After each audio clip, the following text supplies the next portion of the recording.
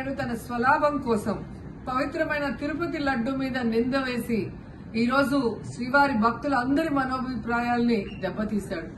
So మళ్లీ ఆ భక్తుల మనోభిప్రాయాల్ని పునరుద్ధరించాలని, దానికి సుప్రీంకోర్టు కలుగజేసుకుని ఇది విచారించి నిజానిజాలు తెలపాలని మొదటి నుంచి మేము కోరుకుంటూనే ఉన్నాం. ఈరోజు సుప్రీంకోర్టు ఈ కేసుని స్వీకరించడం జరిగింది. ఈ కేసులో సుప్రీంకోర్టు కనుక కరెక్ట్ గా విచారిస్తే చంద్రబాబు నాయుడు అన్కో చేసిన అబద్దాలు ఖచ్చితంగా బయటకు వస్తాయి.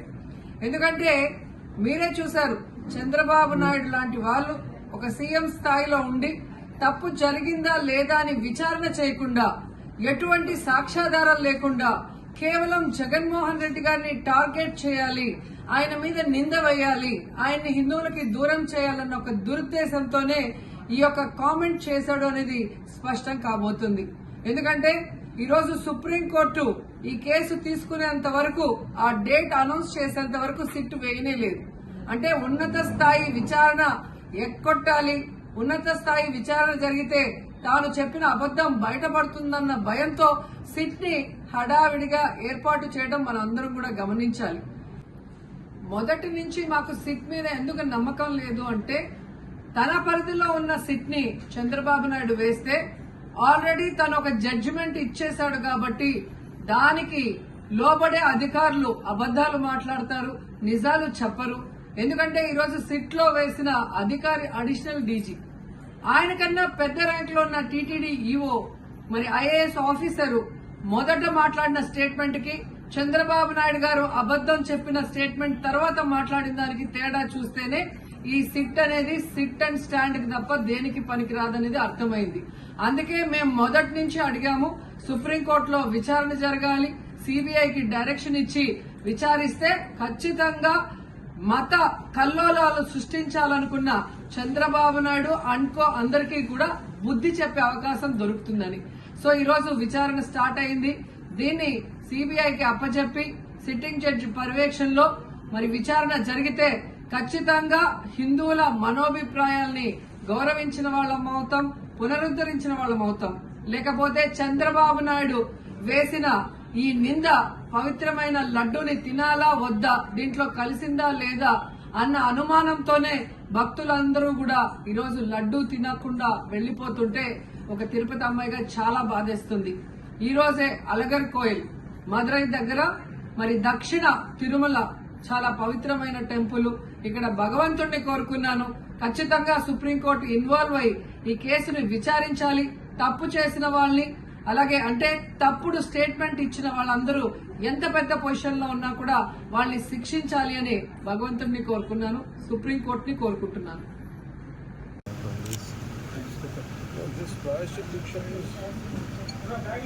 Some kind of desecration continuously in the last few years, last 5-6 years. And around 290 temples were desecrated. And in Ramatirtha, Lord Rama statue was chopped off. So this is not just about one prasad issue. Maybe it came out, maybe this was a triggering point to initiate all this.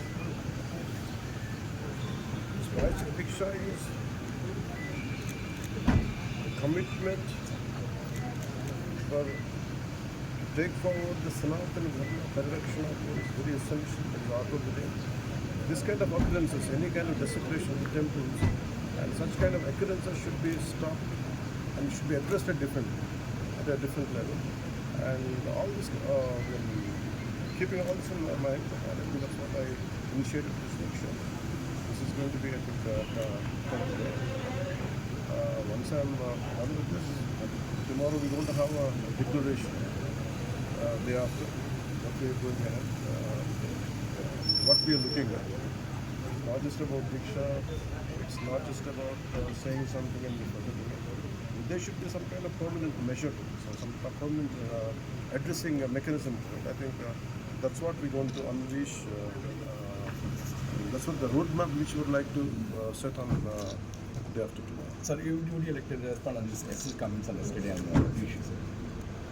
I think they said in such a way it was, they never said it was not adulterated.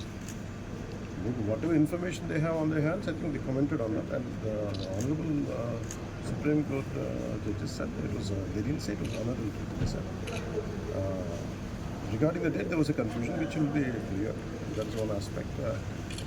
But so later, I think our government will take it forward. Like, what kind of violations happened in the last 5 years? It's not just about